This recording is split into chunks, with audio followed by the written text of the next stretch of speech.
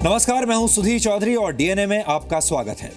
पाकिस्तान एक ऐसा देश है जहां की राजनीति में हमेशा सीरियल ब्लास्ट होते रहते हैं। वहां की सरकार और वहां का राजनीतिक सिस्टम कभी भी स्थिर नहीं रहता। वहां कोई ना कोई परेशानी हमेशा बनी ही रहती है। लेकिन आज पाकिस्तान की राजनीति में एक तरह से परमाणु धमाका हुआ है। पाकिस्तान के सुप्रीम कोर्ट ने वहां के प्रधानमंत्री नवाज शरीफ को अयोग्य करार दे दिया है और इसी के साथ प्रधानमंत्री पद से नवाज शरीफ की छुट्टी हो गई है। यह फैसला पनामा पेपर लीक्स के मामले में सुनाया गया है। आपको याद होगा कि पनामा पेपर्स के जरिए नवाज शरीफ और उनके परिवार की बेनामी संपत्तियों के बारे में पता चला था। इसके बाद उनके खिलाफ सबूत मिलते चले गए और आज आखिरकार उन्हें अयोग्य घोषित कर दिया गया। जाहिर है पाकिस्तान में हो रहे इस बड़े बदलाव का भारत पर गहरा असर पड़ेगा। ये असर क्या होगा और भारत और पाकिस्तान के रिश्तों के लिए आने वाले दिन कैसे होंगे, इन सभी सवालों का जवाब आज हम आपको देंगे।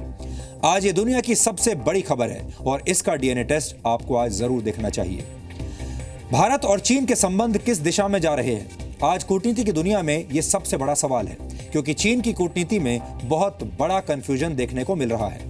चीन के मीडिया में दो तरह के बयान छप रहे हैं। एक तरफ ग्लोबल टाइम्स हर रोज भारत को वैचारिक धमकियां दे रहा है।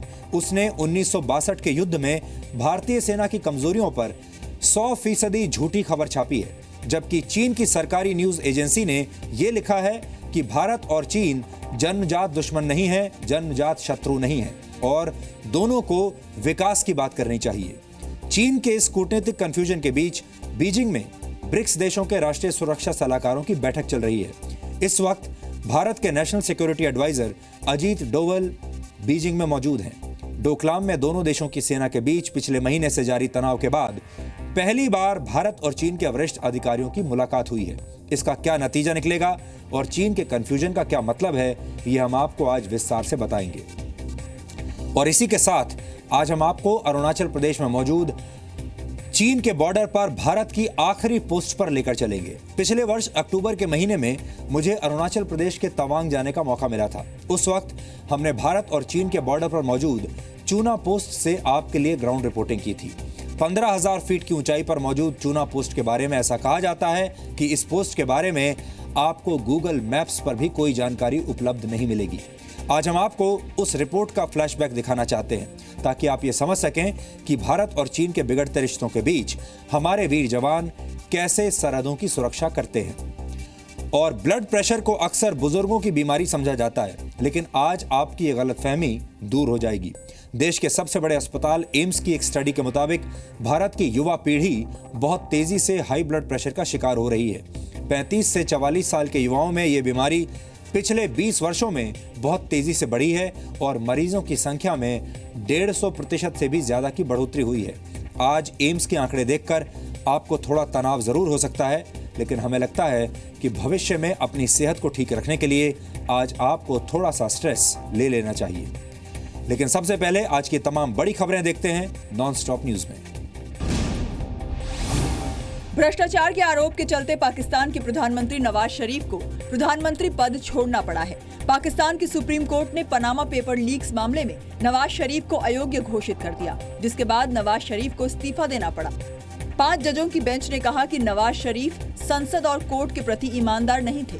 सुप्रीम कोर्ट ने नवाज और उनके परिवार के खिलाफ पनामा गेट की जांच एंटी करप्शन कोर्ट को सौंपी है और नेशनल अकाउंटेबिलिटी ब्यूरो को 6 महीने में जांच पूरी करने को कहा है। सुप्रीम कोर्ट ने नवाज शरीफ सरकार में वित्त मंत्री रहे इसाक डार को भी हटाया है। पाक मीडिया के मुताबिक नवाज के बाद अब उनके भाई शहबाज पाकिस्तान के नए प्रधानमंत्री बनेंगे, लेकिन शहबाज के पीएम बनने तक अंतरिम पीएम कौन होगा, अभी इस पर फैसला नहीं हुआ है। पिछले साल पनामा पेपर्स लीक से खुलासा हुआ था कि 1990 के दशक में नवाज ने मनी लॉन्ड्रिंग कर ब्रिटेन में संपत्ति अर्जित की।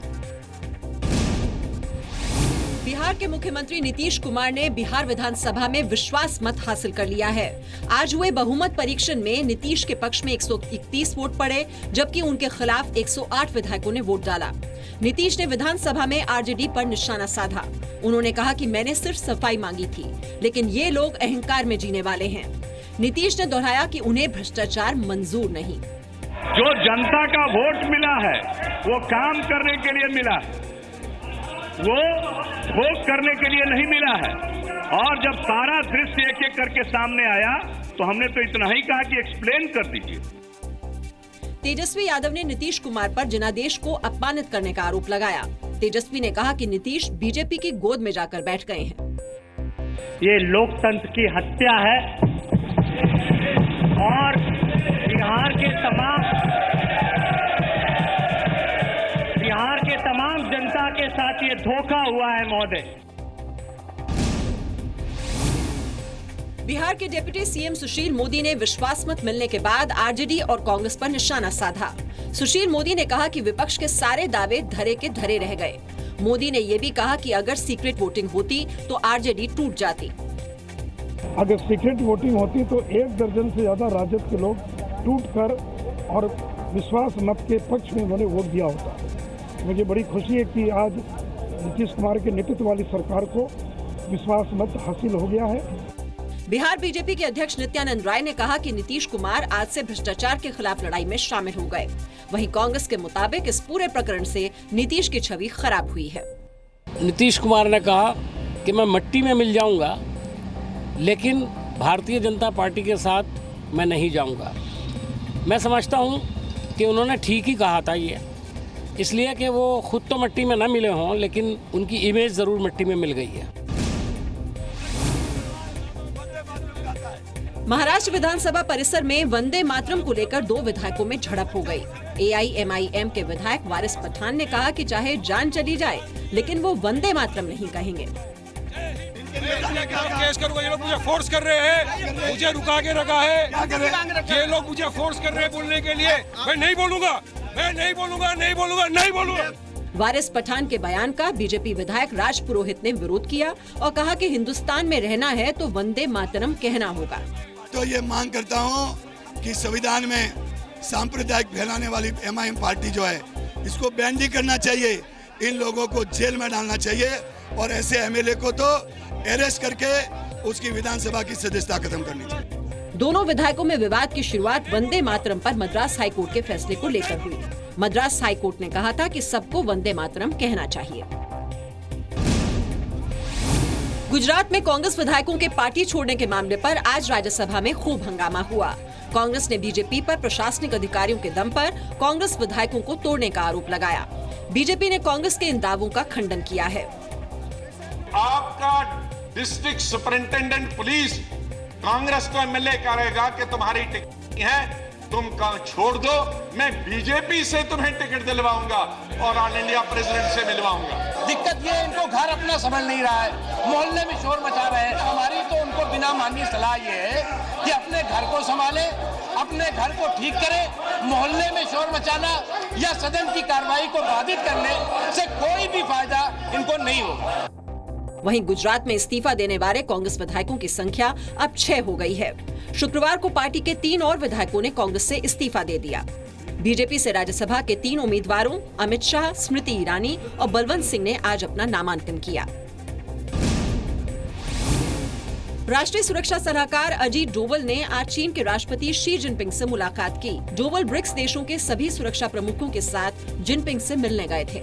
इस मुलाकात में जिनपिंग ने ब्रिक्स देशों में आपसी विश्वास और सहयोग बढ़ाने की कोशिशों के लिए सुरक्षा प्रमुखों की तारीफ की। डोवल की जिनपिंग से ये मुलाकात भारत चीन के बीच सिक्किम सेक्टर में विवाद के बीच हुई है। इससे पहले डोवल ने चीन के स्टेट काउंसलर यांग जेची से द्विपक्षीय मुलाकात की थी। चीन की ओर से कहा गया था कि इस मुलाकात में डोवल और जेची ने द्विपक्षीय संबंधों में बड़ी समस्याओं पर चर्चा की। हालांकि चीन के बयान में सिक्किम सेक्टर के विवाद का कोई जिक्र नहीं किया गया था।